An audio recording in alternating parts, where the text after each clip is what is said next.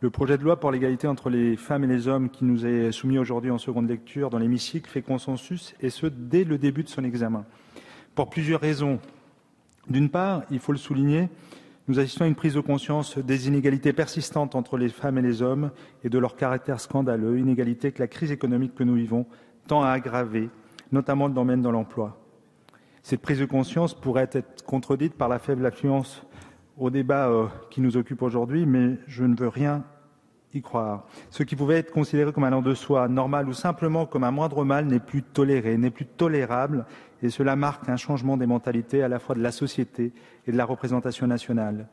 Les inégalités de salaire à travail et à compétences égales, la plus grande précarité des femmes sur le marché du travail, victimes de contrats précaires et du temps partiel subi, la charge de travail assumée par les femmes dans l'espace domestique, les violences dont elles sont les principales victimes, leur faible place dans la représentation politique et les instances de décision dans les entreprises sont autant de réalités qui heurtent à juste titre et qu'il nous faut désormais changer. Ce texte fait l'objet d'un large consensus aussi parce qu'il s'inscrit dans une longue lignée de textes législatifs en faveur de l'égalité, pilier d'une société plus juste.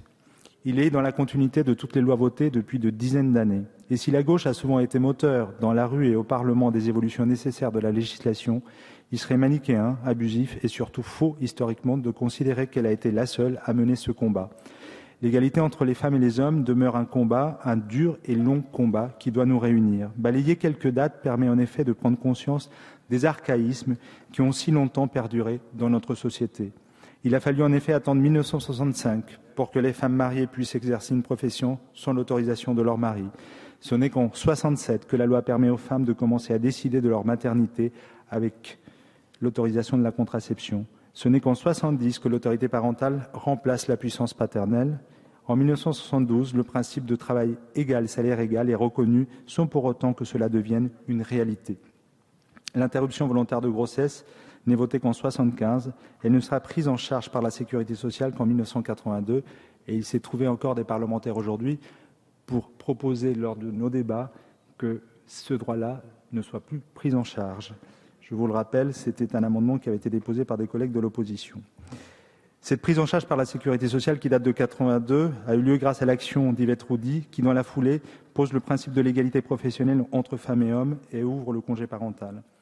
Un pas important est fait également en 2000 avec la loi sur la parité par le gouvernement de Lionel Jospin. À partir de 2004, le législateur s'attaque aux violences. La loi de 2010 vient confirmer cette volonté. Notre collègue Marie-Jo Zimmermann, qui a été à l'origine de la loi de janvier 2011 pour une meilleure représentation des femmes dans les conseils d'administration des sociétés cotées, est un exemple de cette détermination durable dont il faut faire preuve pour faire avancer l'égalité dans les textes législatifs. Le texte que vous présentez, Madame la Ministre, s'inscrit dans cette prise de conscience progressive des inégalités entre les genres par les responsables politiques.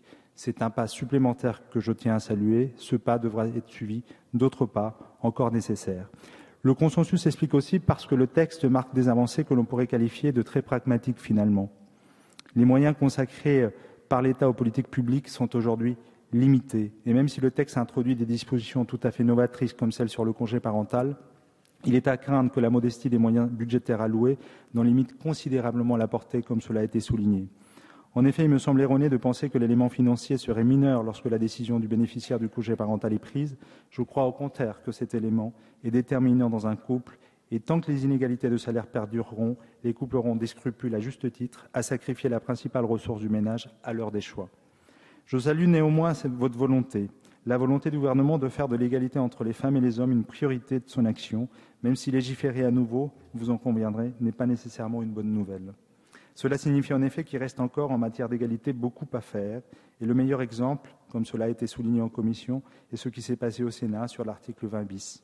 Le Sénat a considéré en effet d'autorité que l'intention du législateur était que les obligations relatives à la représentation équilibrée des femmes et des hommes au sein des conseils d'administration et de surveillance et à l'égalité professionnelle dans les sociétés non cotées prévues par la loi du 27 janvier 2011 s'appliqueraient en 2020, alors même que l'intention du législateur a toujours été parfaitement clair, ces obligations doivent s'appliquer en 2017. Sur ce point, comme sur d'autres, la représentation nationale peut céder si facilement parfois aux pressions et aux lobbies ou avoir la tentation de renvoyer toujours à plus tard les changements nécessaires. Le rapporteur l'a souligné, le texte a été enrichi au cours de la navette parlementaire, passant de 25 articles dans la version initiale présentée par le gouvernement à 105 après la deuxième lecture au Sénat, dont 47 restent ici en discussion. Le Sénat a adopté 40 articles conformes et a approuvé la suppression par notre Assemblée de 17 articles. Le groupe écologiste se félicite que des modifications importantes que la commission de l'Assemblée avait introduites aient été conservées par nos collègues sénateurs, comme celle touchant d'ailleurs à l'interruption volontaire de grossesse. La suppression du Code de la santé publique de la notion de situation de détresse pour les femmes enceintes demandant à un médecin l'interruption de leur grossesse est une sage décision. L'interruption volontaire de grossesse est désormais consacrée comme un droit plein et entier. De même que les dispositions adoptées au Sénat sur le harcèlement dans l'armée sont une avancée positive. Je crois que les propositions faites en commission par notre rapporteur vont également dans le bon sens, notamment celles concernant l'amendement de notre collègue Zimmermann ou celle relative à la procédure disciplinaire à l'université qui réintroduit la possibilité que la récusation ou le dépaysement soit demandé par le médiateur académique. Le groupe écologiste, qui soutient le texte, a déposé un certain nombre d'amendements visant à sécuriser les victimes étrangères en cas de violence familiale. Je crois que ma collègue Marie-George Buffet a fait de même. Elle l'avait déjà fait lors de la première lecture. Et je regrette, Madame la Ministre, que vous préfériez renvoyer à plus tard ces changements qui sont plus que nécessaires. Je ne crois pas, en fait, que sur la question des femmes étrangères, il faille encore attendre. Nous avons eu déjà l'occasion d'en débattre au moment du texte sur la prostitution. Je crois qu'il y a des urgences qu'il ne faut jamais laisser à plus tard. Sur l'article 18 et sur la question du pourcentage de réduction de la première fraction de l'aide publique attribuée aux partis politiques en cas de non-respect des règles relatives à la parité, je l'avais dit en commission, notre groupe est réservé à une éventuelle extension. Si nous sommes favorables sur le principe, il ne faudrait pas que le dispositif s'effondre suite à une QPC notamment. Nous souhaitons surtout que le législateur s'attaque aussi à la deuxième tranche du financement public, ce qui nous semble plus pertinent. On s'attaquerait ainsi, non pas simplement aux candidatures, mais également aux résultats de la parité. On passerait de l'égalité d'intention à l'égalité réelle et effective. Sur ce point, des questions de constitutionnalité se posent, certes, mais pourquoi elles ne posent aucun problème dans le premier cas, elles poseraient des problèmes insurmontables dans le deuxième cas. Moi, je n'ai pas compris pourquoi le gouvernement et le rapporteur n'ont pas décidé d'aller dans ce sens également. Je ne doute pas néanmoins que le consensus qui accompagnait l'étude de ce texte ne soit à nouveau au rendez-vous lors de notre vote final, en tout cas je l'espère. C'est en tout cas la volonté des écologistes. Nous sommes, je crois, toutes et tous conscients que la bataille pour l'égalité se mène ici dans l'hémicycle. Il faut en effet donner corps par la loi à l'égalité, mais aussi dans la société par un travail pédagogique, par une démarche de conviction qui ne doit pas souffrir ni hésitation, ni atermoiement. Parallèlement au travail législatif, votre gouvernement a engagé un travail de conviction, un travail pédagogique en faveur de la déconstruction des stéréotypes de genre.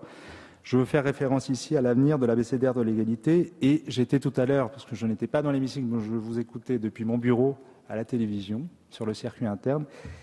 Et pour vous dire très franchement les choses, je n'ai pas très bien compris la réponse que vous avez faite ici à la tribune, donc j'espère que la réponse que vous apporterez sur l'avenir de cette expérimentation sera plus claire au cours de nos débats. Pour nous rassurer, pour rassurer ici celles et ceux qui s'inquiètent de la volonté gouvernementale sur ce point, Madame la Ministre. Merci.